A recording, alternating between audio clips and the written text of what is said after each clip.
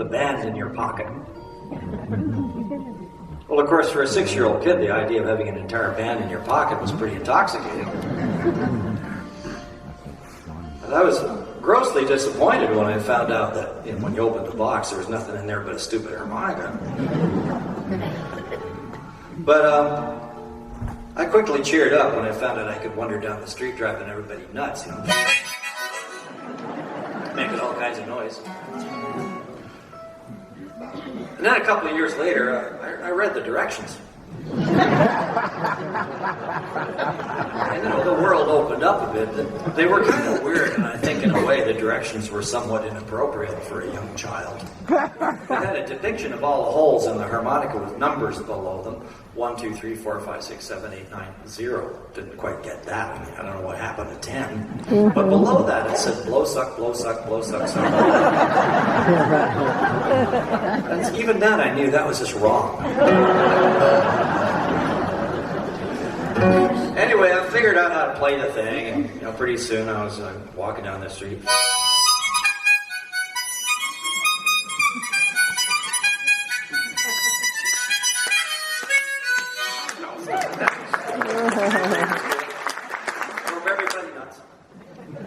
And then I discovered Sonny Terry, the great black harmonica player, and I found out you didn't have to play the thing in the key that was written on it.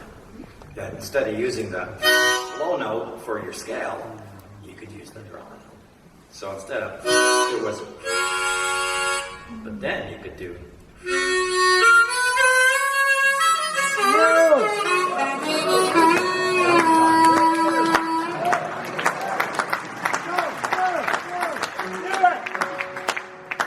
That was a whole other world. And then I met John Hammond Jr. And John Hammond Jr. taught me that you could play guitar and harmonica unison lines at the same time, so you could go. It's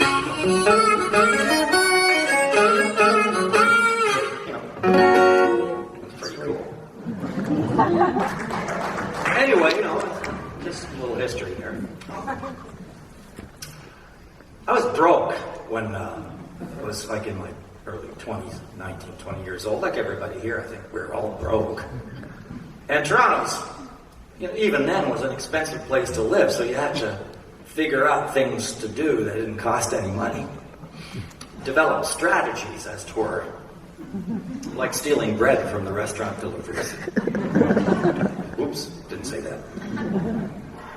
But I figured out things to do, like, obviously tropical vacations were out of the question, so I found a spot. There's an arboretum south of College Street called, it's in a place called Allen Gardens, and they have a tropical plants wing in it.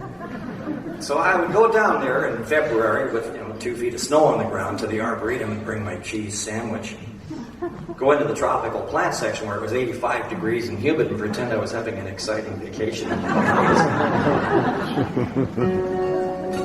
But I think the thing I liked to do the most that was also free was I loved to go down to the City Hall rink and go skating. It was a great way to blow off steam.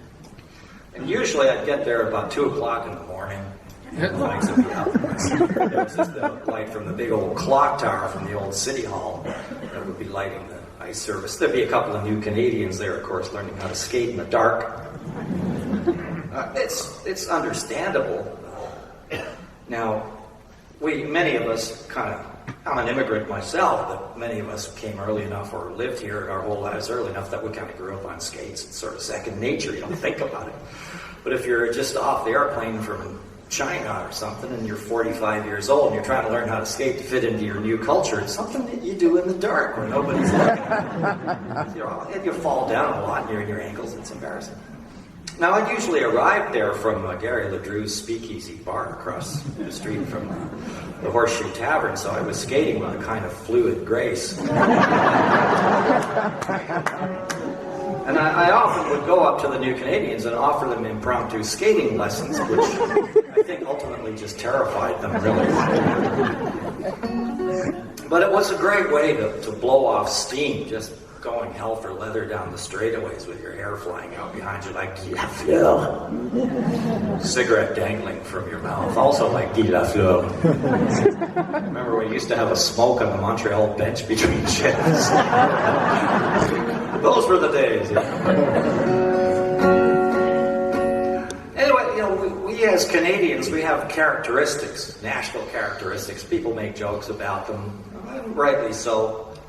There's a lot of them, of course, but the one I've noticed is that no matter where you go in Canada, we always seem to skate counterclockwise on public rinks. I don't know why, we just do.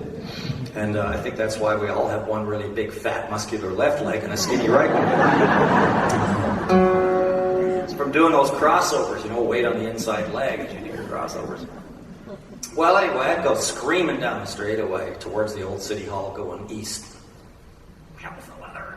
Crossover, turn north and facing Villiers-Revel's clamshell masterpiece, the new city hall. And as I turned that corner going north, into view would come this great big curvilinear bronze sculpture called the Archer. And, like my friends here, when things get in your head and you're a songwriter, they have a way of getting back out again. And this sculpture was no exception. My motivation was that I'd never heard of the guy who made it. So I thought, well, he can't be very famous. So I'll put his name in a song and help him out. Maybe people know who he is. So I did. I put his name in a song. Unfortunately, it turned out really well. The kids could dance to it. It was a big hit record. And it paved my first wife's driveway.